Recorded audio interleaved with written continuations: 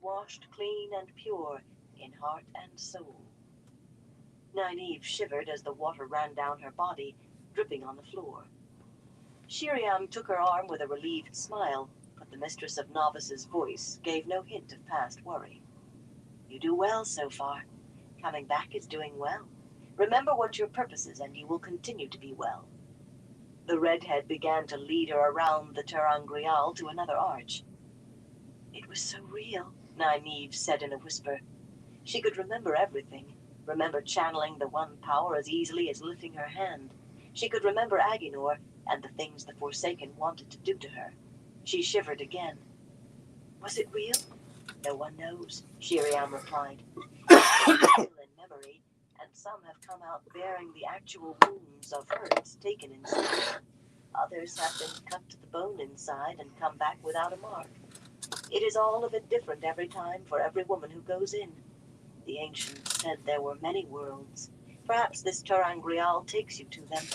Yet, if so, it does so under very stringent rules for something meant just to take you from one place to another. I believe it is not real. Whether what happens is real or not, the danger is as real as a knife plunging into your heart. I channeled the power. It was so easy. Shiriam missed a step. That isn't supposed to be possible.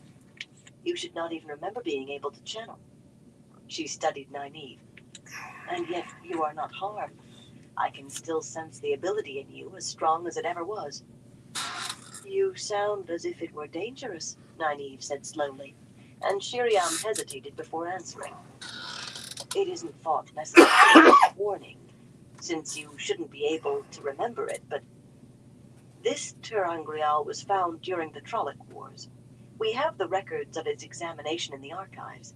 The first sister to enter was warded as strongly as she could be, since no one knew what it would do. She kept her memories, and she channeled the one power when she was threatened. And she came out with her abilities burned to nothing, unable to channel, unable even to sense the true source. The second to go in was also warded, and she too was destroyed in the same way. The third went unprotected, remembered nothing once she was inside, and returned unharmed. That is one reason why we send you completely unprotected. Nynaeve, you must not channel inside the ter'angreal again. I know it is hard to remember anything, but try. Nynaeve swallowed. She could remember everything, could remember not to. Hey, Grandpa, how you doing, bro? Channel, she said. If I can remember not to. She wanted to laugh. I appreciate it. Hope you have a good night. The next arch. The glow still. Shiriam gave Nynaeve a last I appreciate you stopping by. The second time is for what is. The way back will come but once. Be steadfast. Nynaeve stared at the shining silver arch. What is in there this time? The others were waiting, watching. Yeah. She stepped firmly through into the light. Nynaeve stared down at the plain brown dress she wore with surprise, then gave a start.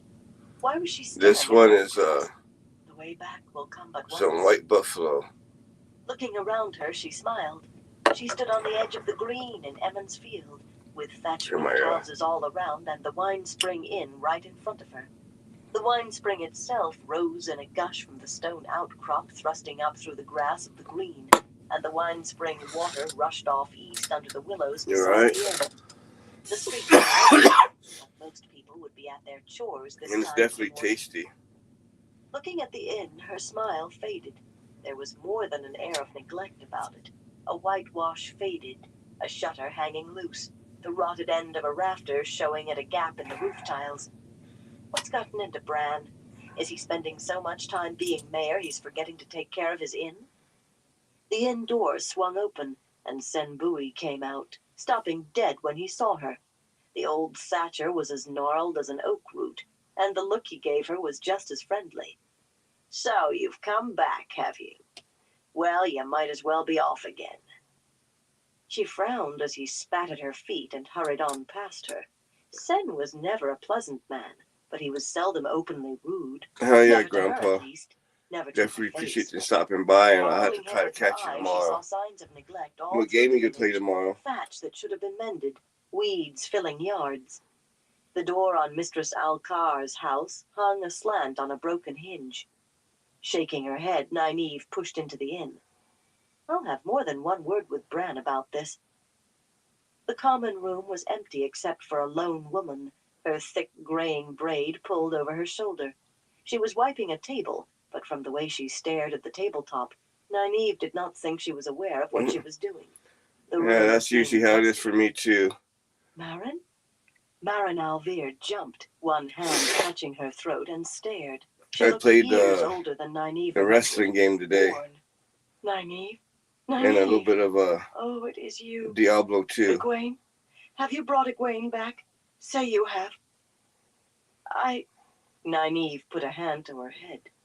Where is Egwene? It seemed she should be able to remember. No, I haven't brought her back. The way back will come but once. Mistress Alvear sagged into one of the straight-backed chairs. I was so hoping, ever since Bran died. Bran is dead? Nynaeve could not imagine it. That broad, smiling man had always seemed as if he would go on forever.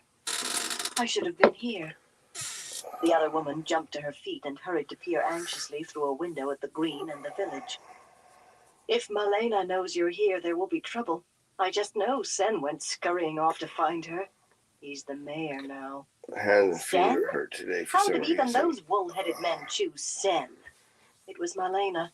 She had the whole women's circle after their husbands for him. Marin pressed her face almost against the window, trying to look every way at once. Silly men don't talk about the thing they're putting in the box beforehand. I suppose every man who voted for Sen thought he was the only one whose wife had badgered him into it. Thought one vote would make no difference. Well, they learned better. We all did. Who is this Malena who has the women's circle doing her bidding? I've never heard of her. She's from Watch Hill.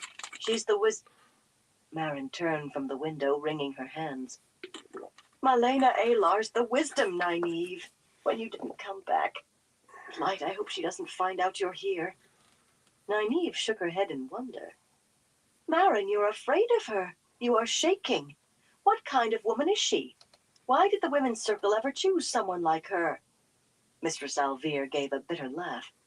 We must have been mad. Malena came down to see Mavra Malon the day before Mavra had to go back to Devon Ride. And that night some children took sick, and Malena stayed to look after them. And then the sheep started dying, and Malena took care of that, too. It just seemed natural to choose her, but she's a bully, Nynaeve. She browbeats you into doing what she wants. She keeps at you until you're too tired to say no anymore. And worse, she knocked Alspeth Luhan down. A picture flashed in Nynaeve's head of Alspeth Luhan and her husband, Harald the blacksmith. She was nearly as tall as him and stoutly built, though handsome. Alspeth's almost as strong as Harald. I can't believe. Malena's not a big woman, but she's fierce, Nynaeve. She beat Alspeth all around the green with a stick, and none of us who saw had the nerve to try to stop it. When they found out, Bran and Harald said she had to go, even if they were interfering in women's circle business. I think some of the circle might have listened. Bran and Harald both took sick the same night and died within a day of each other. Marin bit her lip and looked around the room as if she thought someone might be hiding there. Her voice lowered. Malena mixed medicine for them. She said it was her duty, even if they had spoken against her. I saw gray fennel in what she took away with her. Nynaeve gasped. But are you sure, Marin? Are you certain? The other woman nodded, her face wrinkling on the point of tears. Marin, if you even suspected this woman might have poisoned Bran, how could you not go to the circle? She said Bran and Harald didn't walk in the light, Marin mumbled, talking against the wisdom the way they did. She said that was why they died. The light abandoned them. She talks about sin all the time. She said Pete Alcar sinned, talking against her after Bran and Harald died. All he said was she didn't have the way with healing you did, but she drew the dragon's fang on his door, right out where everyone could see her with the charcoal in her hand. Both his boys were dead before the week was out. Just dead to wake them. Poor Neela. We found her wandering, laughing and crying all at the same time, screaming that Pete was the dog who killed her boys. myself the next day. What game you gonna buy? She shuddered, and her voice went so soft Nynaeve could barely hear it. I have 4 daughters still living under my roof. Living, Nynaeve. Do you understand what I'm saying? They're still alive, and I want to keep them alive. Nynaeve felt cold to her bones. Maren, you can't allow this. The way back will come but once. Be steadfast. She pushed it away. If the women's circle stands together, you can be rid of her. Stand together against Malena? Maren's laugh was nearer a sob. We're all afraid of her, but she's good with the children. There are always children sick these days, it seems, but Malena does the best she can. Almost no one ever died of sickness when you were Wisdom. Maren, listen to me. Don't you see why there are always children sick? If she can't make you afraid of her, she makes you think you need her for the children. She's doing it, Maren, just as she did it to Bran. She couldn't, Maren breathed. She wouldn't. Not the little ones. She is, Maren. The way back. Nynaeve suppressed the thought That ruthlessly. bow's almost gone, so Is there anyone in the circle who isn't grind afraid? this up real Anyone quick. who will listen? The other woman said, no one Hello. isn't afraid. But Corina Yellen might listen. Shredder. If she does, she might bring 2 or 3 more. Nynaeve, if enough of the circle listens, will you be our Wisdom again? I think Had you her, may be the only one who won't back down to Semi-retire Malena, even if we all know. my old You one. don't know what she's like. I will. The way back. No, these are my people. Get your cloak and we'll go to Corin. My old Santa Cruz. Maren was hesitant about where is leaving it, the inn, and once Nynaeve had her outside, she slunk along from Yeah, doorstep Santa to Cruz shred. doorstep, crouching Yeah. and watching. Yeah, Before it they were says Shredder, halfway to but Corina Yellen's house, Nynaeve saw a tall, I definitely scrawny had woman this striding one for down the other side of the green toward the several inn, years. slashing the heads off weeds with a thick willow switch. Bony as she was, she had a look of wiry strength and a set, determined slash of a mouth. Sen Bui scuttled along in her wake. Malena? Maren pulled Nynaeve into the space between 2 houses and whispered as if afraid the woman might hear across the green. I knew Sen would go to her. Something made Nynaeve look over her shoulder. Behind her stood a silver arch, reaching from house to house, glowing whitely. The way back will come but once. Be steadfast. That little nug broke down Maren to a gave pretty a good little soft mount. scream. She's seen us. Light, help us, she's coming this way. The tall woman had turned across the green, leaving Sen standing uncertainly. There was no uncertainty on Malena's face. She walked slowly, as if there were no hope of escape, a cruel smile growing with every step. Maren tugged at Nynaeve's sleeve. We have to run. We have to hide. Nynaeve, come on. Sen will have told her who you are. She hates anyone even to speak of you. The silver arch pulled Nynaeve's eyes. The way back. She shook her head, trying to remember. It is not real. She looked at Maren. Stark terror twisted the woman's face. You must be steadfast to survive. Raw container. Please, Nynaeve. She's seen me with you. She has seen me. Please, Nynaeve. Closer, implacable. My people. The arch shone. The way back. It is not real. With a sob, Nynaeve tore her arm out of Maren's grasp and plunged toward the silvery glow. Maren's shriek hounded her. For the love of the light, Nynaeve, help me! Help me! The glow enveloped her. Staring, Nynaeve staggered out of the arch, barely aware of the chamber or the Aes Sedai. Maren's last cry still rang in her ears. She did not flinch when cold water was suddenly poured over her head. You are washed clean of false pride. You are washed clean of false ambition. You come to us washed clean in heart and soul. As the red Aes Sedai stepped back, Shiriam came to take Nynaeve's arm. Nynaeve gave a start, then realized who it was. She seized the collar of Shiriam's dress in both hands. Tell me it was not real. Tell me. Bad. Shiriam pried her hands loose as if she were used to this reaction. It is always worse. The third is the worst of all. I left my friend. I left my people in the pit of doom to come back. Please, Light, it was not real. I didn't really. I have to make Moiraine pay. I have to. There is always some reason not to return, something to prevent you or distract you. This ter'angreal weaves traps for you from your own mind, weaves them tight and strong, harder than steel and more deadly than poison. That is why we use it as a test. You must want to be Aes Sedai more than anything else in the whole world, enough to face anything, fight free of anything. The White Tower cannot accept love. We demand it of you. You demand a great deal. Nynaeve stared at the third arch as the red-haired Aes Sedai took her toward it. The third is the worst. I'm afraid, she whispered. It's worse than what I just did. Good, Shiriam said. You seek to be Aes Sedai, to channel the one power. No one should approach that without fear and awe. Fear will keep you cautious. Caution will keep you alive. She turned Nynaeve to face the arch, but she did not step back immediately. No one will force you to enter a third time, child. Nynaeve licked her lips. If I refuse, you'll put me out of the tower and never let me come back. Shiriam nodded. And this is the worst. Shiriam nodded again. Nynaeve drew breath. I'm... The third time, Shiriam intoned formally, is for what will be. The way back will come but once. Be steadfast. Nynaeve threw herself at the arch in a run. Laughing, she ran through swirling clouds of butterflies rising from wildflowers that covered the hilltop meadow with a knee-deep blanket of color. Her gray mare danced nervously, reins dangling at the edge of the meadow, and Nynaeve stopped running, so as not to frighten the animal more.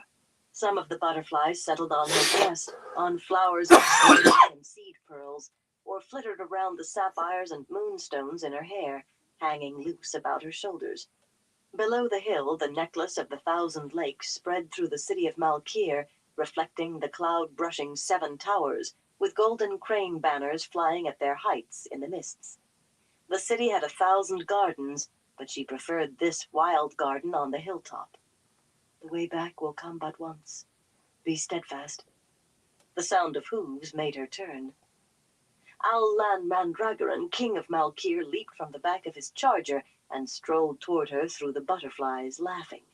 His face had the look of a hard man, but the smiles he wore for her softened the stony plains. She gaped at him, taken by surprise when he gathered her into his arms and kissed her. For a moment she clung to him, lost, kissing him back. Her feet were in the air, and she did not care. Suddenly she pushed at him, pulled her face back. No, she pushed harder. Let me go. Put me down. Puzzled, he lowered her until her feet touched ground. She backed away from him. Not this, she said. I cannot face this. Anything but this. Please let me face Aginor again.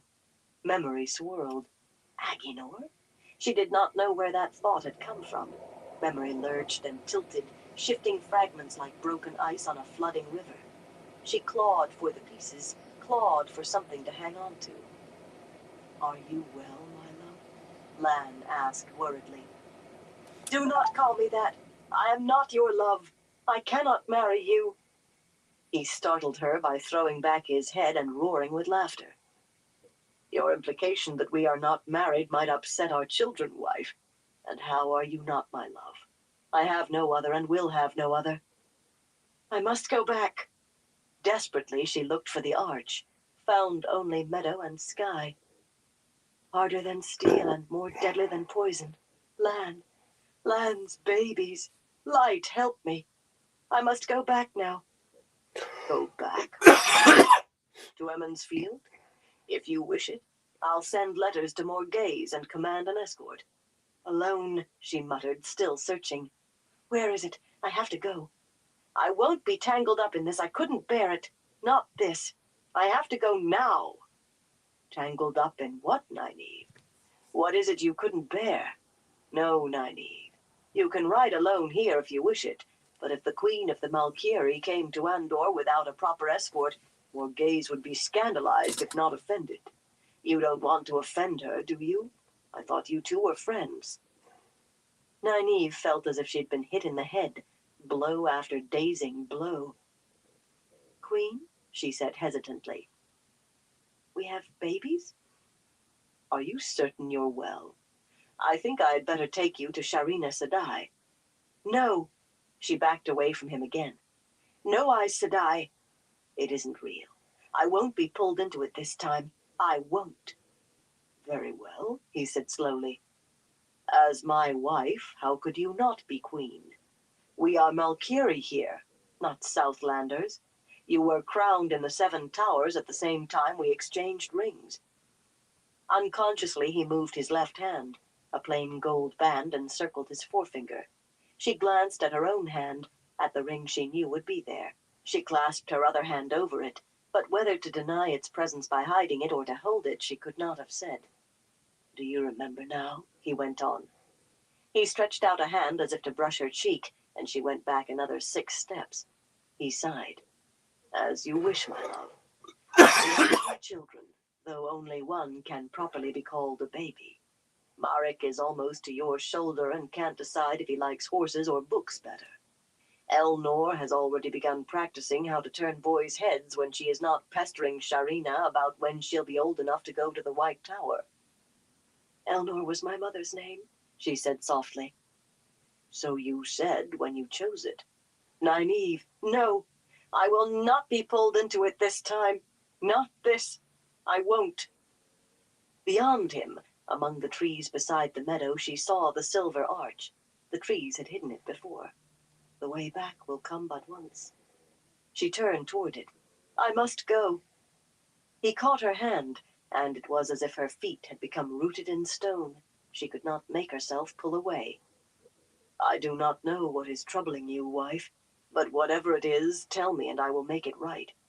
I know I am not the best of husbands. I was all hard edges when I found you, but you've smoothed some of them away at least. You are the very best of husbands, she murmured. To her horror, she found herself remembering him as her husband, remembering laughter and tears, bitter arguments and sweet making up. They were dim memories, but she could feel them growing stronger, warmer. I cannot. The arch stood there only a few steps away. The way back will come but once. Be steadfast. I do not know what is happening, Nynaeve, but I feel as if I were losing you. I could not bear that. He put a hand in her hair. Closing her eyes, she pressed her cheek against his fingers. Stay with me always. I want to stay, she said softly. I want to stay with you. When she opened her eyes, the arch was gone. Come but once. No! No! Anne turned her to face him. What troubles you? You must tell me if I'm to help. This is not real. Not real. Before I met you, I thought nothing except the sword was real. Look around you, Nynaeve. It is real. Whatever you want to be real, we can make real together, you and I. Wonderingly, she did look around. The meadow was still there. The 7 towers still stood over the 1,000 lakes.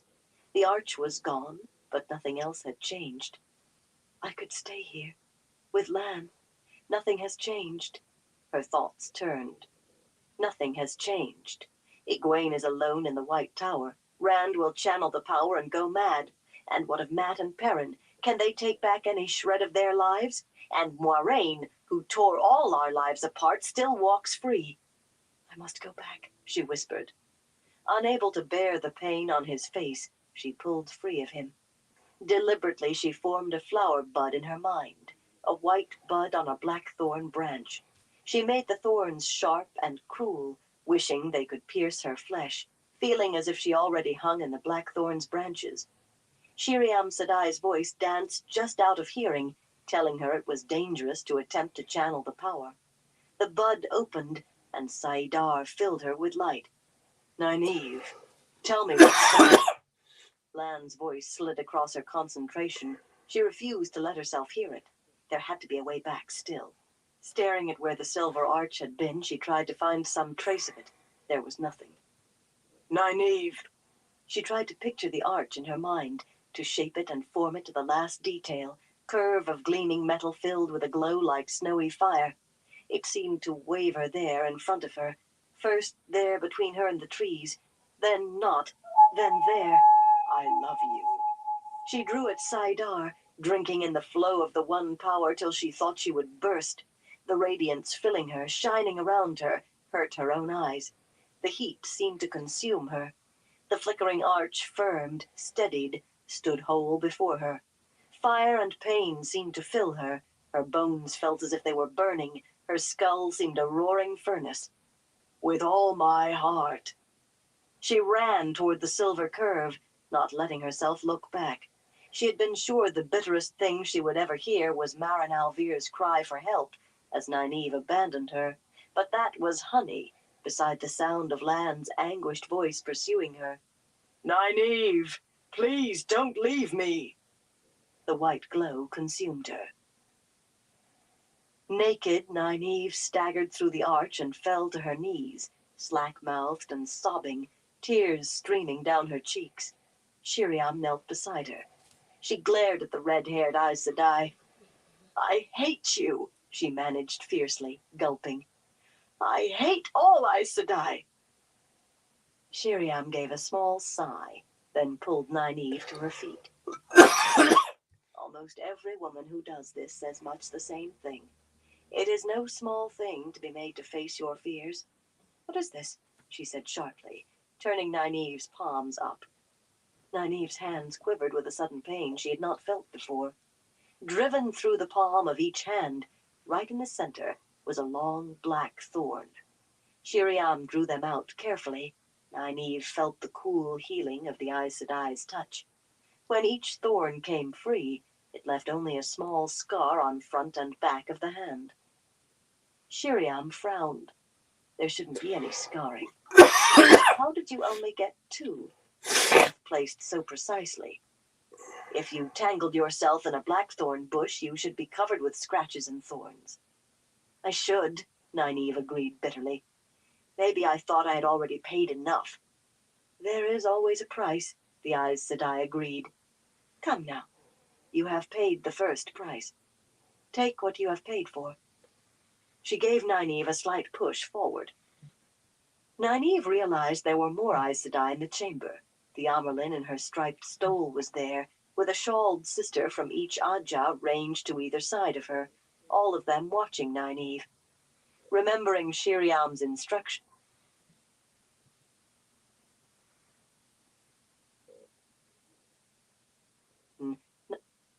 Nynaeve tottered forward and knelt before the Amyrlin. It was she who held the last chalice, and she tipped it slowly over Nynaeve's head.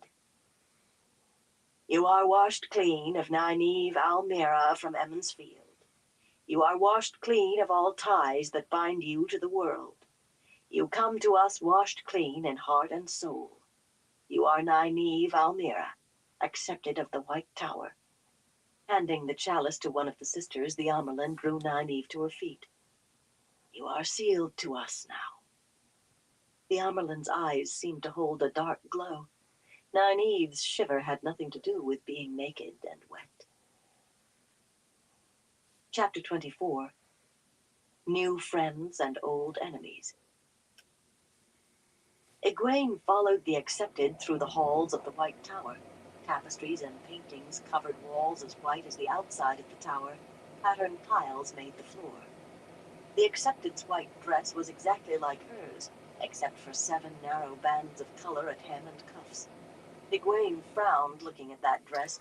Since yesterday, Nynaeve had worn an accepted's dress, and she seemed to have no joy of it, nor of the golden ring, a serpent eating its own tail, that marked her level.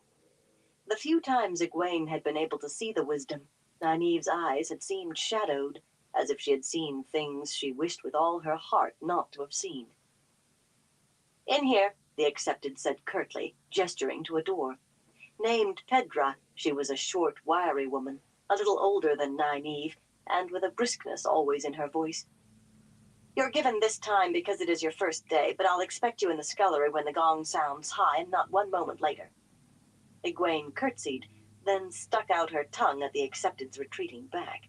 It might have been only the evening before that Shiriam had finally put her name in the novice book, but already she knew she did not like Pedra. She pushed open the door and went in.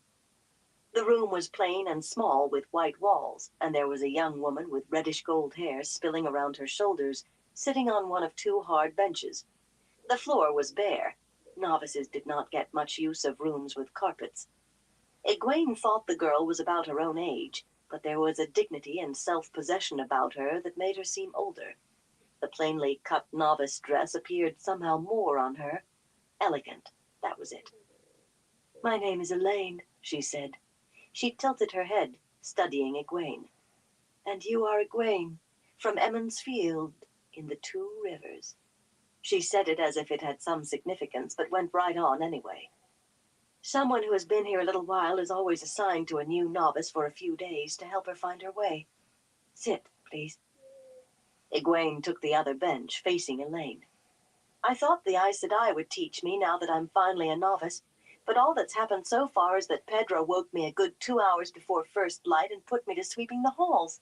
She says I have to help wash dishes after dinner, too." Elaine grimaced. "I hate washing dishes. I never had to. Well, that doesn't matter. You will have training. From now on, you will be at training at this hour every day, as a matter of fact. From breakfast until high, then again from dinner to trine. If you are especially quick or especially slow, they may take you from supper to full as well, but that is usually for more chores." Elaine's blue eyes took on a thoughtful expression. "You were born with it, weren't you?" Egwene nodded. "Yes, I thought I felt it. So was I, born with it. Do not be disappointed if you did not know. You will learn to feel the ability in other women. I had the advantage of growing up around an Aes Sedai." Egwene wanted to ask about that. Who grows up with Aes Sedai? But Elaine went on. "And also do not be disappointed if it takes you some time before you can achieve anything. With the one power, I mean. Even the simplest thing takes a little time. Patience is a virtue that must be learned." Her nose wrinkled. "Shiriam Sedai always says that, and she does her best to make us all learn it too. Try to run when she says walk, and she'll have you in her study before you can blink." "I've had a few lessons already," Egwene said, trying to sound modest. She opened herself to Saidar, that part of it was easier now, and felt the warmth suffuse her body. She decided to try the biggest thing she knew how to do. She stretched out her hand, and a glowing sphere formed over it, pure light.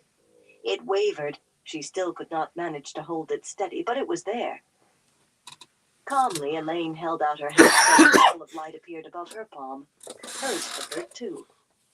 After a moment, a faint light glowed all around Elaine. Egwene gasped, and her ball vanished. Elaine giggled suddenly, and her light went out, both the sphere and the light around her. "You saw it around me?" she said excitedly. "I saw it around you. Shiriam Sedai said I would eventually. This was the first time. For you too?" Egwene nodded, laughing along with the other girl. "I like you, Elaine. I think we're going to be friends." "I think so too, Egwene. Rivers, from Emond's Field. Do you know a boy named Rand al'Thor?" "I know him." Abruptly, Egwene found herself remembering a tale Rand had told. A tale she had not believed. About falling off a wall into a garden and meeting... "You're the daughter Aerys Endor," she gasped. "Yes," Elaine said simply. "If Shiriam Sedai as much as heard I'd mentioned it, I think she would have me into her study before I finished talking."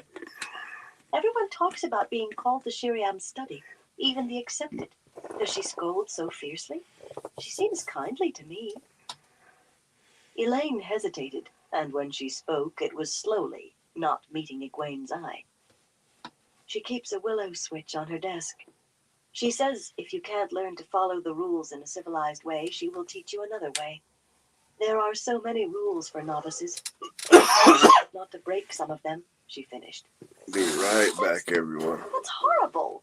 I'm not a child, and neither are you. I won't be treated as one. But we are children. The Aes Sedai, the full sisters, are the grown women. The accepted are the young women, old enough to be trusted without someone looking over their shoulders every moment. And novices are the children, to be protected and cared for, guided in the way they should go, and punished when they do what they should not." That is the way Shiriam Sadai explains it. No one is going to punish you over your lessons, not unless you try something you've been told not to. It is hard not to try sometimes. You will find you want to channel as much as you want to breathe. But if you break too many dishes because you are daydreaming when you should be washing, if you're disrespectful to an accepted, or leave the tower without permission, or speak to an Aes Sedai before she speaks to you, or... The only thing to do is the best you can. There isn't anything else to do. It sounds almost as if they're trying to make us want to leave, Egwene protested. They aren't. But then again they are. Egwene, there are only 40 novices in the tower. Only 40. And no more than 7 or 8 will become accepted. That is not enough, Shiriam Sadai says. She says there are not enough Aes Sedai now to do what needs to be done. But the tower cannot lower its standards. The Aes Sedai cannot take a woman as a sister if she does not have the ability and the strength and the desire. They can't give the ring and the shawl to one who cannot channel the power well enough, or who will allow herself to be intimidated, or who will turn back when the road turns rough.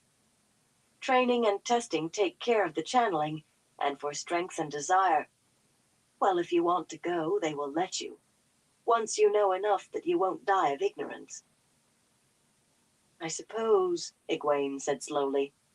Shiriam told us some of that. I never thought about there not being enough Aes Sedai, though. She has a theory. She says we have culled humankind. You know about culling? Cutting out of the herd those animals that have traits you don't like? Egwene nodded impatiently. No one could grow up around sheep without knowing about culling the flock. Shiriam Sadai says that with the Red Ajah hunting down men who could channel for 3,000 years, we are culling the ability to channel out of us all. I would not mention this around any Reds if I were you. Shiriam Sadai has been in more than one shouting match over it, and we are only novices. I won't. Elaine paused and then said, Is Rand well? Egwene felt a sudden stab of jealousy. Elaine was very pretty, but over it came a stronger stab of fear. She went over the little she knew of Rand's one meeting with the daughter heir, reassuring herself. Elaine could not possibly know that Rand could channel. Egwene? He is as well as he can be. I hope he is, the wool-headed idiot. He was riding with some Shienaran soldiers the last I saw him. Shienarans? He told me he was a shepherd. She shook her head. I find myself thinking of him at the oddest times. Elida thinks he is important in some way. She didn't come right out and say so, but she ordered a search for him, and she was in a fury when she learned he had left Caemlyn. Elida? Elida Sadai, my mother's counselor. She is Red Ajah, but Mother seems to like her despite that. Egwene's mouth felt dry. Red Ajah, and interested in Rand. I don't know where he is now. He left Shienar, and I don't think he was going back. Elaine gave her a level look. I would not tell Elida where to find him if I knew Egwene. He has done no wrong that I know, and I fear she wants to use him in some manner. Anyway, I've not seen her since the day we arrived, with white cloaks dogging our trail. They are still camped on the Dragon Mount side. Abruptly, she bounded to her feet. Let us talk of happier things. There are 2 others here who know Rand, and I would like you to meet one of them. She took Egwene's hand and pulled her out of the room. 2 girls? Rand seems to meet a lot of girls. Still drawing Egwene down the corridor, Elaine studied her. Yes, well, one of them is a lazy chit named Elsa Grinwell. I don't think she will be here long. She shirks her chores, and she's always sneaking off to watch the warders practice their swords. She says Rand came to her father's farm with a friend of his, Matt. It seems they put notions of the world beyond the next village into her head, and she ran away to come be an Aes Sedai. Men, Egwene muttered. I dance a few dances with a nice boy, and Rand goes around looking like a dog with a sore tooth. But he... She cut off as a man stepped into the hall ahead of them. Beside her, Elaine stalked, too, and her hand tightened on Egwene's. There was nothing alarming about him, aside from the suddenness of his appearance. He was tall and handsome, short of middle years, with long, dark, curling hair, but his shoulders sagged, and there was sadness in his eyes. He did not move toward Egwene and Elaine, only stood looking at them until one of the accepted Hope everyone's having a good night. You should not be in here, she said to him, not unkindly. I wanted to walk. His voice was deep and as sad as his eyes. You can walk out in the garden, where you are supposed to be. The sunshine will be good for you. The man rumbled a bitter laugh. With 2 or 3 of you watching my every move, you're just afraid I'll find a knife. At the look in his eyes, he laughed back. For myself. For myself. Lead me to your garden and your watching eyes. The accepted touched his arm lightly. Elaine said when he was gone. A false dragon. He has been gentle, Egwene. He is no more dangerous than any other man now. But I remember seeing him before when it took 6 Aes Sedai to keep him from wielding the power and destroying us all. She shivered. Egwene did too. That was what the Red Ajah would do to Rand. Do they always have to be gentle? She asked. Elaine stared at her, mouth agape, and she quickly added, It is just that I think the Aes Sedai would find some other way to deal with them. Anaya and Moiraine both said the greatest feats of the Age of Legends required men and women working together with the power. I just thought they'd try to find a way. Well, do not let any Red sister hear you thinking it aloud. Egwene, they did try. For 300 years after the White Tower was built, they gave up because there was nothing to find. Come on, I want you to meet Min. Not in the garden where Loghain is going, thank the light. The name sounded vaguely familiar to Egwene, and when she saw the young woman, she knew why. There was a narrow stream in the garden with a low stone bridge over it, and Min sat cross-legged on the wall of the bridge. She wore a man's tight breeches and baggy shirt, and with her dark hair cut short, she could almost pass for a boy, though an uncommonly pretty one. A gray coat lay beside her on the coping. I know you, Egwene said. You worked at the inn in Bearlawn.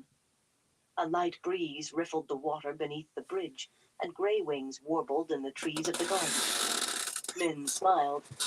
And you were one of those who brought the Dark Friends down on us to burn it down. No, don't worry. The messenger who came to fetch me brought enough gold that Master Fitch is building it back again twice as big. Good morning, Elaine. Not slaving over your lessons? Or over some pots? It was said in a bantering tone as between friends, as Elaine's answering grin proved. I see Sheriam has not yet managed to get you into a dress. Min's laugh was wicked. I'm no novice. She made her voice squeaky. Yes, Aes Sedai, no. May I sweep another floor, Aes Sedai? I, she said, resuming her own low voice, clothe myself the way I want. She turned to Egwene. Is Rand well? Egwene's mouth tightened. He should wear ram's horns and smoke, she thought angrily. I was sorry when your inn caught fire, and I'm glad Master Fitch was able to rebuild. Why have you come to Tar Valon? It's clear you do not mean to be an Aes Sedai. Min arched an eyebrow in what Egwene was sure was amusement. She likes him, Elaine explained. I know. Hey, Min Zoe, how glanced you at doing? Egwene, and for an instant, Egwene thought she saw sadness, or regret, in her eyes. I am here, Min said carefully, because I was sent for, and was given Just the choice smoking between riding a bowl out of and my coming tied in a MJ sack. Arsenal piece. You always exaggerate it, Elaine said. How's your Sheriam night Sedai going, saw Zoe? the letter, and she says it was a request. Min sees things, Egwene. That's why she's here, so the Aes Sedai can study how she does it. It isn't the power. Request, Min snorted. When an Aes Sedai requests your power, it's like a command from a queen with 100 soldiers to back it up. How's your night going, Everybody sees Zoe? things, Egwene said. Elaine shook her head. Not like Is the Min. book too She loud? sees auras around people and images. Not all the time, Min put in. Not around everybody. And she can read things about you from them, though I'm not sure she always tells the truth. She said I'd have to share my husband with 2 other women, and I'd never put up with that. She just laughs and says it was never her idea of how to run things either. But she said I would be a queen before she knew who I was. She said she saw a crown, and it was the rose crown of Andor. Despite herself, Egwene asked, "What do you see when you look at me?" Men glanced at her. Oh, explain. Oh, I know what it means. A great deal, Elaine said dryly. One of the things she said she saw looking at me. Not mine, she says. She claims she does not know what it means either. Because Lynn said, I don't know what half of it means. The crunch of boots on the walk brought them around to look at 2 young men with their shirts and coats across their arms, leaving sweaty chests bare, with swords in their hands. She found herself staring at the most handsome man she'd ever seen. Tall That and was a good slim hit there. and hard, he moved with a cat-like grace. She suddenly realized he was bowing over her hand. She'd not even felt him take it in his, and fumbled in her mind for the name she had heard. Galad, she murmured. His dark eyes stared back into hers. He was older than she, older than Ran. At the thought of Ran, she gave a start and came to herself. And I am Gawain, the other young man grinned. Since I don't think you heard the first time. Min was grinning too, and only Elaine wore a frown. Egwene abruptly remembered Definitely her gotta hand cough it still out. held by Galad and freed it. If your duties allow, Galad said, I would like to see you again, Egwene. We could walk, or if you obtain permission to leave the tower, we could picnic outside the city. That would be nice. She was uncomfortably aware of the others, Min and Gawain still with their amused grins, with her scowl. She tried to settle herself to think of Ran. He's so beautiful. She gave a jump, half afraid she'd spoken aloud. Until then. Finally taking his eyes from hers, Galad bowed to Elaine. Sister. Lithe as a blade, he strolled on across the bridge. That one, Min murmured, peering after him, will always do what is right, no matter who. Sister, Egwene said. Elaine's scowl had lessened only slightly. I thought he was your... I mean, the way you're frowning... She'd thought Elaine was jealous, and she still was not sure. I am not his sister, Elaine said firmly. I refuse to be. I was his father, Gawain said dryly. You cannot deny that unless you want to call Mother a liar, and that, I think, would take more nerve than we have between us. For the first time, Egwene realized that he had the same reddish-gold hair as Elaine, though darkened and curled by sweat. Min is right, Elaine said. Galad has not the smallest part of humanity in him. He takes right above mercy or pity, or he is no more human than a Trolloc. Gawain's grin came back. I do not know about that. Not from the way he was looking at Egwene here. He caught her look and his and held up his hands as if to fend them off with his sheathed sword. Besides, he has the best hand with a sword I've ever seen. The warders only need show him something once, and he's learned it. They sweat me nearly to death to learn half what Galad does without trying. And being good with a sword is enough? Elaine sniffed. Men. Egwene, as you may have guessed, this disgracefully unclothed lummox is my brother. Gawain, Egwene knows Randall Thor. She's from the same village. She? Was he really born in the 2 rivers, Egwene? Egwene made herself nod calmly. What does he know? Of course he was. I grew up with him. Of course, Gawain said slowly. Such a strange fellow. A shepherd, he said, though he never looked or acted like any shepherd I had. Strange. I've met all sorts of people, and they've met Randall Thor. Some do not even know his name, but the description could not be anyone else, and he's shifted every one of their lives. There was an old farmer who came to Caneland just to see Logain when Logain was brought through on his way here. Yet the farmer stayed to stand for Mother when the riots started, because of a young man off to see the world who made him think there was more to life than his farm, Rand al'Thor. You could almost think he was Elaida is very interested in him. I wonder if meeting him will shift our lives in the pattern. Egwene looked at Elaine and Min. She was sure they could not have a clue that Rand really was ta'veren. She had never really thought about that part of it before. He was Rand, and he had been cursed with the ability to channel. But ta'veren did move people, whether they wanted to be moved or not. I really do like you, she said abruptly, including both girls in her gesture. I want to be your friend. And I want to be yours, Elaine said. Impulsively, Egwene hugged her, and then Min jumped down, and the three of them stood there on the bridge, hugging one another all together. We three are tied together, Min said, and we cannot let any man get in the way of that. Not even you telling me what this is all about? Gawain inquired gently. You would not understand, his sister said, and the three girls all caught a fit of the giggles. Gawain scratched his head, then shook it. Well, if it has anything to do with Rand al'Thor, be sure you don't let Elaida hear of it. She has been at me like a white cloak questioner 3 times since we arrived. I do not think she means him any. He gave a start. There was a woman crossing the garden, a woman in a red-fringed shawl. Name the Dark One, he quoted, and he appears. I do not need another lecture about wearing my shirt when I'm out of the practice yards. Good morning to you all.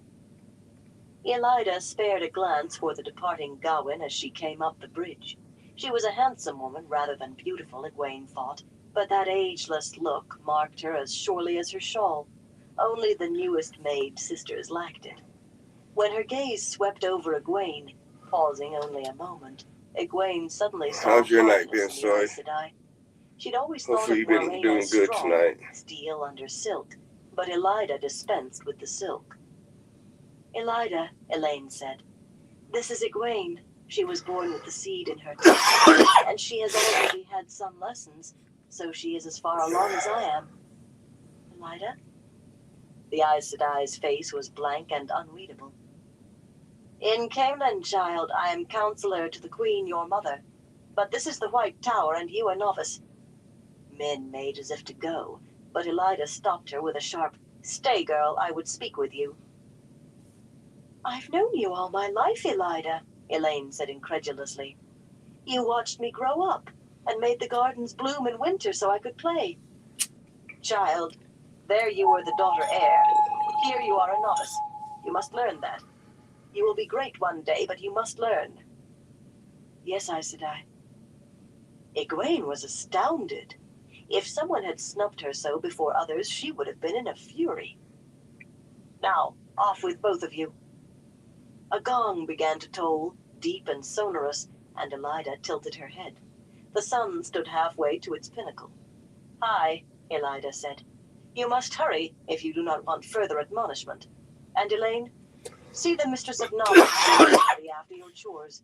A novice does not speak to Aes Sedai unless bidden to. Run, both of you. You will be late. Run. They ran, holding their skirts up. Egwene looked at Elaine.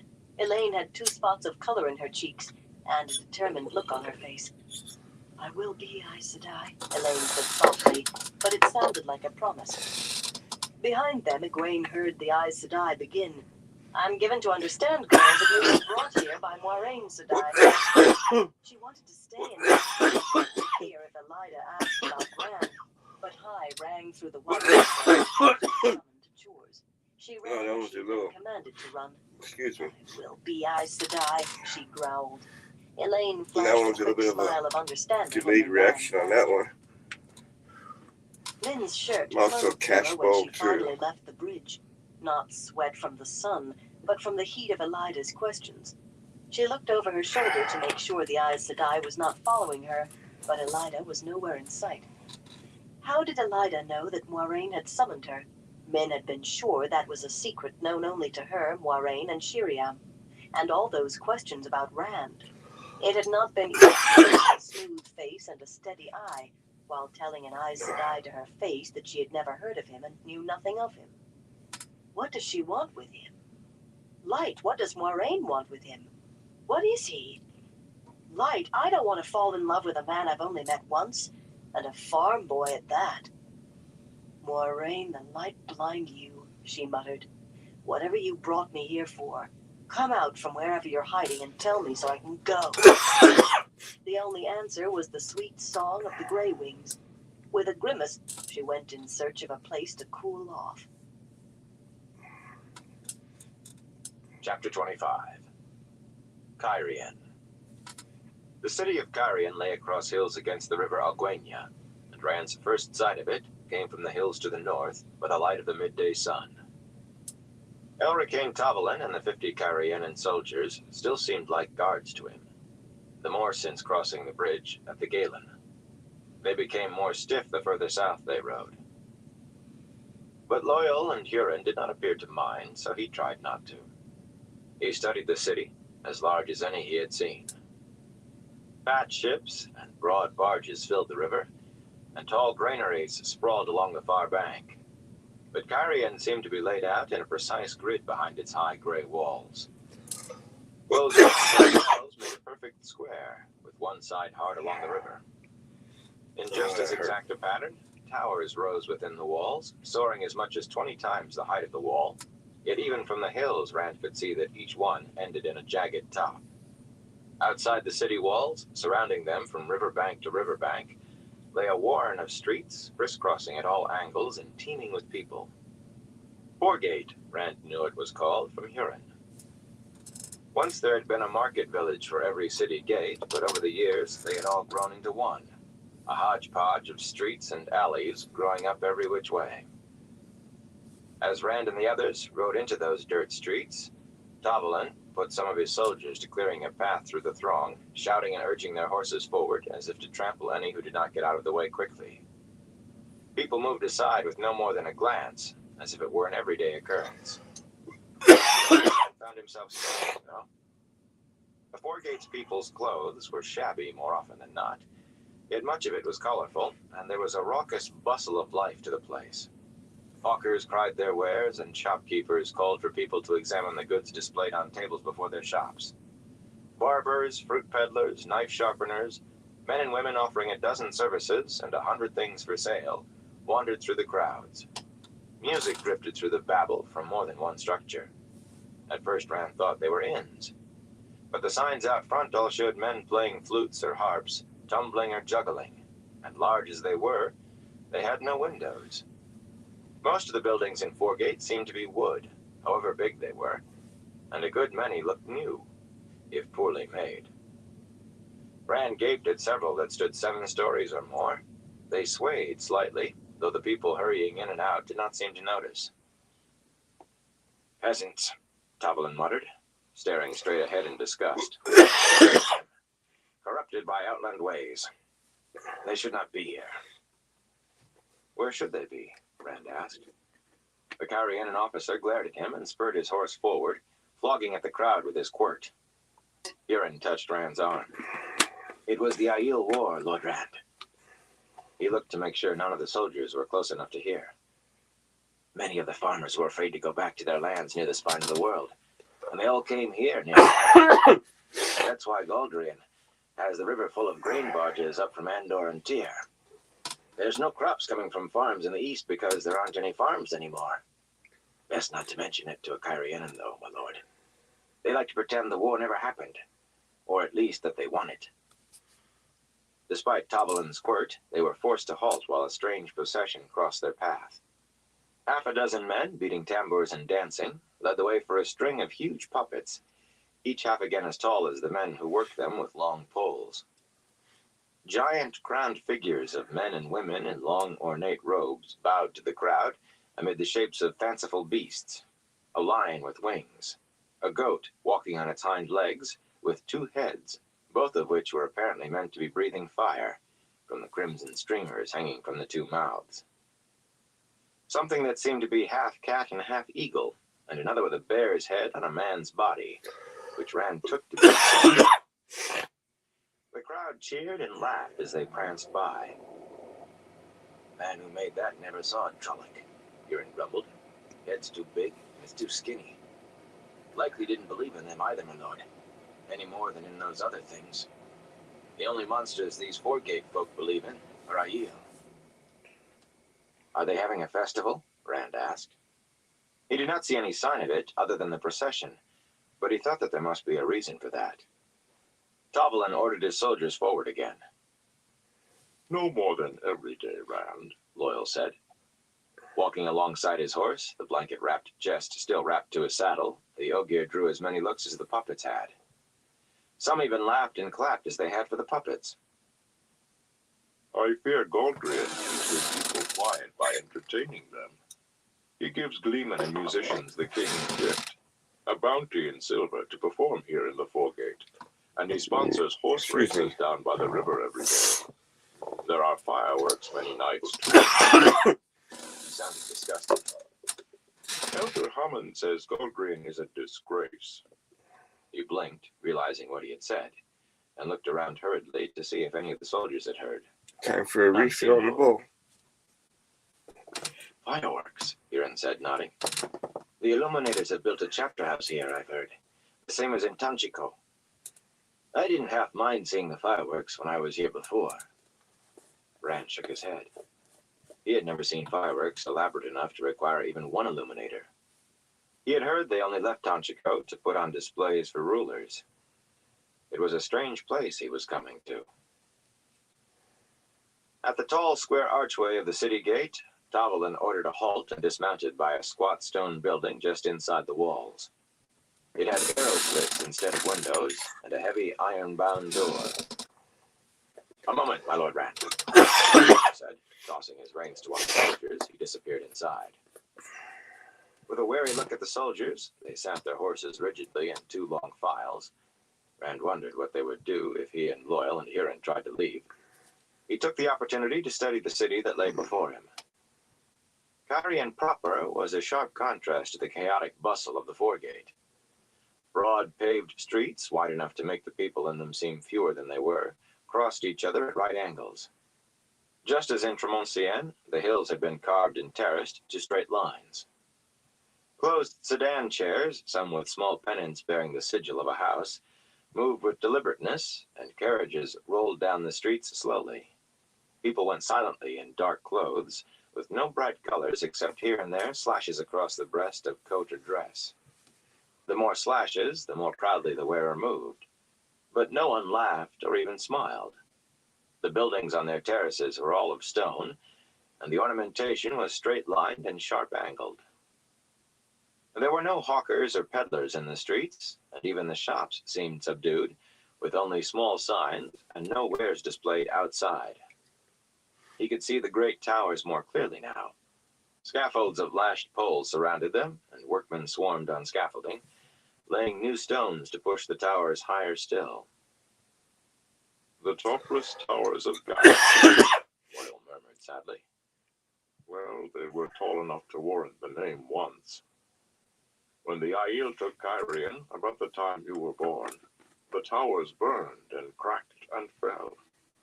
I don't see any Ogier among the stonemasons. No Ogier would like working here. The Cairhienin want what they want without embellishment. But there were Ogier when I was Be here. right back, everyone. Gotta go get a refill on my drink real quick. Trailing another officer and two clerks, one carrying a large wood-bound ledger, and the other a tray with writing implements. The front of the officer's head was shaven like Tovelin's, though advancing baldness seemed to have taken more hair than the razor. Both officers looked from Rand to the chest hidden by Loyal's striped blanket and back again. Neither asked what was under the blanket. Tovelin had looked at it often on the way from Tremoncienne, but he had never asked either. The balding man looked at Rand's sword, too, and pursed his lips for an instant. Tovelin gave the other officer's name as Asan Sonder, and announced loudly, Lord Rand of House Althor and Andor, and his man called Huron, with Loyal and Ogier of Stedding Shangtai. The clerk with the ledger opened it across his two arms, and Sonder wrote the names in a round hand. You must return to this guardhouse by this same hour tomorrow, my lord, Sonder said, leaving the sanding to the second clerk. And give the name of the inn where you are staying. Rand looked at the staid streets of Kyrian, then back at the liveliness of the foregate. Can you tell me the name of a good inn out there? He nodded to the foregate. Huron made a frantic "St" and leaned close. It would not be proper, Lord Rand, he whispered. If you stay in the foregate, being a lord and all, they'll be sure you are up to something. Rand could see the sniffer was right. Sunder's mouth had dropped open, and Tovelin's brows had risen at his question, and they were both still watching him intently. He wanted to tell them he was not playing their great game, but instead he said, "We will take rooms in the city. We can go now?" My Lord Rand. Sunder made a bow. But the inn? I will let you know when we find one. Rand turned red, then paused. Celine's note crackled in his pocket. I need to find a young woman from Kyrian, the Lady Celine. She is my age and beautiful. Sonder and Tovelin exchanged looks. Then Sonder said, I will make inquiries, my lord. Perhaps I will be able to tell you something when you come tomorrow. Rand nodded and led Loyal and Huron into the city. They attracted little notice, though there were few riders. Even Loyal attracted almost none. The people seemed nearly ostentatious about minding their own business. Will they take it the wrong way? Rand asked Huron. My asking after Celine? Who can say with Carrion, Lord Rand? They seem to think everything has to do with Deus Demar. Rand shrugged. He felt as if people were looking at him. He could not wait to get a good plain coat again and stop pretending to be what he was not. Huron knew several inns in the city, though his time in had been spent mainly in the foregate. The sniffer led them to one called the Defender of the Dragon Wall, the sign bearing a crowned man with his foot on another man's chest and his sword at the man's throat. The fellow on his back had red hair. A hostler came to take their horses, darting quick looks at Rand and at Loyal when he thought he was not observed. Rand told himself to stop having fancies. Not everyone in the city could be playing this game of theirs. And if they were, he was no part of it. The common room was neat, with the tables laid out as strictly as the city, and only a few people at them. They glanced up at the newcomers, then back to their wine immediately. Rand had the feeling they were still watching, though, and listening. A small fire burned in the big fireplace, though the day was warming. The innkeeper was a plump, unctuous man with a single stripe of green across his dark gray coat. He gave a start at his first sight of them, and Rand was not surprised. Loyal with the chest in his arms, under its striped blanket, had to duck his head to make it in through the door.